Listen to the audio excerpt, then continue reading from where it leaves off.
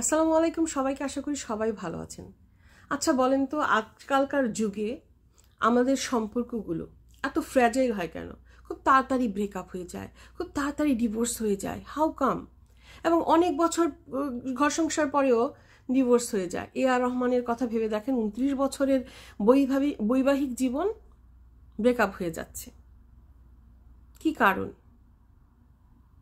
কারণটা আমার মনে হয় যে আমাদের এফেক্টিভ কমিউনিকেশনের অভাব। এটা আমি সবসময় বলি।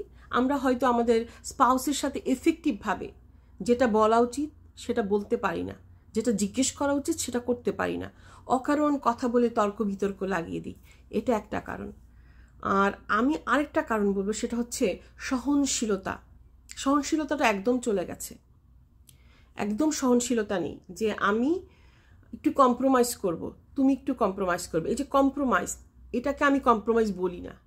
কম্প্রোমাইজ শব্দটা ব্যবহার করা হয় ঠিকই, কিন্তু এটা হচ্ছে অ্যাডজাস্টমেন্ট। অ্যাডজাস্ট করবো। এই মানুষটাকে আমি ভালোবাসি, এই মানুষের সাথে আমি অনেকদিন ঘর করেছি, কিংবা এই মানুষটাকে ভালোবেসে আমি এখন বিয়ে করেছি। ভালোবাসা যখন সংসার করতে আসে মানুষ, তখন ভালোবাসাটা সামহাও কেমন জানি ফিকে হয়ে যায়। কেন হয়? এর আরেকটা কারণ হচ্ছে টক্সিক ফেমিনিজম। এই টক্সিক ফেমিনিজমটা নাওএডেজ পিপল প্র্যাকটিস এ লট। কারণ ফেমিনিজম সবার মাঝে থাকা ভালো টুকটাক, তাতে আপনার অধিকার সচেতনতা বাড়ে। কিন্তু তারপরেও আমি বলবো যে কিছু কিছু ক্ষেত্রে আপনার ফেমিনিজম খাটে না, কিংবা কিছু কিছু ক্ষেত্রে এটাকে ফেমিনিজম বলে না। কিছু কিছু ক্ষেত্রে স্বেচ্ছাচারিতা, সেই স্বেচ্ছাচারিতাটা হচ্ছে টক্সিক ফেমিনিজম।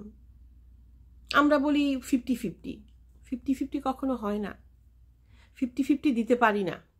আমি আমার বাচ্চা হওয়ার লেবার পেনটা 50-50 আমার হাজব্যান্ডকে দিতে পারবো না, তাই না? হ্যাঁ, কিছু কিছু ক্ষেত্রে 50-50 হয় যে হ্যাঁ দায়িত্বগুলো ভাগাভাগি, তারপরেও হেরফের হয়ে যায়। আজ তুমি 40 দিবে, আমি 60 দিব। আজ আমি 10% দিব, কারণ I am not feeling well, I am feeling low, তুমি 90 দিবে। কিন্তু এই যে একটা বোঝাপড়া, আন্ডারস্ট্যান্ডিং, সহনশীলতা, এই জিনিসটা চলে গেছে। সবাই আমরা ভাবি নো, আমি এটা করতে পারবো না। কেন করব? ওর জন্য কেন করব? কারণ আপনার লাইফ পার্টনার সে। আজকে আপনি তাকে সমবেদনা দিবেন, আজকে আপনি ইনিশিয়েটিভ হয়ে তার সমগ্র কিছু বোঝার চেষ্টা করবেন। একটা সময় সেও আপনারটা বুঝবে। এবং কিছু কিছু ক্ষেত্রে আমাদের মেয়েদের কিন্তু আরও বেশি বুঝতে হয়, আরও বেশি নত হতে হয়। এবং এই নত হওয়াটা কিন্তু আমার ফেমিনিজমের এগেনস্টে যায় না, যেটা আমরা ভুল বুঝি।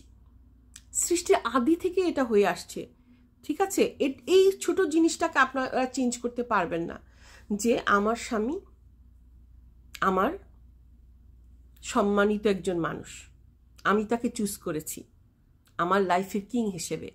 সে আমার কিং, আমি তাকে রেসপেক্ট করব। আমি যদি তাকে রেসপেক্ট করি, সে আমাকে কুইনের মতো রেসপেক্ট করবে। তেমন মানুষকেই আমাদের পিক করতে হবে, যে মানুষের মধ্যে এই কোয়ালিটিগুলো আছে। বাবা মা পছন্দ করুক, ছেলেমেয়েরা নিজেরা বিয়ে করে পছন্দ করুক, কিন্তু তার দেখতে হবে যে তার লাইফ পার্টনার, তার ওয়াইফ কেমন, তার হাজব্যান্ড কেমন, ঠিক আছে? যে পরস্পরের প্রতি শ্রদ্ধাবোধ তা থাকা সত্ত্বেও যে কিং, তাকে একটু রেসপেক্ট বেশি করতে হয়, তাকে কিছুটা সম্মান বেশি দিতে হয়। এতে কিন্তু ফেমিনিজমের ক্ষতি হয় না, ঠিক আছে? কেন বলি? সৃষ্টির আদিকাল থেকেই কিন্তু এই জিনিসটা চলে আসছে, আদম হাওয়ার যুগ থেকে। হজরত আদম আলাইসাল্লামের রিবসের একটা হাড্ডি দিয়ে হজরত হাওয়া আলাইসাল্লামকে সৃষ্টি করেছেন, এবং হাড্ডিটার একটা বৈশিষ্ট্য ছিল কিন্তু একটু বেন্ড, ঠিক আছে? সেজন্য ওমেনরা টেন্ড টু বেন্ড, ঠিক আছে? তাদের একটা টেন্ডেন্সি থাকে হাজব্যান্ডের কাছে নিজেকে সমর্পণ করা। তার যে লাইফ পার্টনার আছে, তার যে হাজব্যান্ড আছে, বাংলা অর্থে যাকে আমরা স্বামী বলি, তার কাছে নিজেকে সমর্পণ করা, তাকে কিংয়ের মতন মূল্যায়ন করা। এবং এতে আমার মনে হয় না যে আপনার নারীত্বের কোনো ক্ষতি হচ্ছে, নারী মর্যাদার কোনো ক্ষতি হচ্ছে। এতে আপনি, আমার মনে হয়, আরও মর্যাদাশীল একজন নারী হিসেবে গণ্য হবেন, কারণ আপনি মর্যাদা দিতে জানেন। এবং at the end of the day আপনার স্বামীও আপনাকে সেই কুইনের মর্যাদা দিতে বাধ্য। আর যদি না দেয় তাহলে বলতে হবে আপনার ভাগ্য খারাপ, আপনার নির্বাচন ভুল হয়েছে, আপনার লিডার, আপনার কিং নির্বাচন ভুল হয়েছে, কিংবা আপনার বাবা মার সেই কিং নির্বাচন ভুল হয়েছে। এবং সেই বিষয়েও অনেক হাদিস কোরআন আছে, এবং সেই বিষয়েও ব্যাপারটা বুঝতে হবে যে সিচুয়েশনটা কি, কোন সময় আমাকে মুভ অন করতে হবে, কোন সময় আমাকে বিচ্ছেদ নিতে হবে। কিন্তু আমরা কি করি, এই যে প্রথম যে ব্যাপারগুলো আছে, সেই যে সহনশীলতা, যথার্থ যোগাযোগ, কমিউনিকেশনের অভাব, এফেক্টিভ কমিউনিকেশনের অভাব এবং টক্সিক ফেমিনিজম, এই ধরনের কারণেই কিন্তু আজকালকার দিনে আমাদের সম্পর্কগুলো এত ফ্র্যাজাইল হচ্ছে, এত ভেঙে যাচ্ছে। কারণ ফ্র্যাজাইল জিনিস ভেঙেই যাবে। বিশ্বাস, ওই যে বুনিয়াদ, এগুলি হচ্ছে বুনিয়াদ। ঠিক আছে, এই বুনিয়াদগুলোই যখন নড়বড়ে থাকে, তখন আপনি একটা ইমারত যে গড়বেন, সংসার নামক ইমারতটা, সেটা কিভাবে থাকবে? টিকে তো থাকবে না। তো আমি খুবই আপসেট হয়েছি শুনে যে আর রহমানের সংসারটা ভেঙে যাচ্ছে।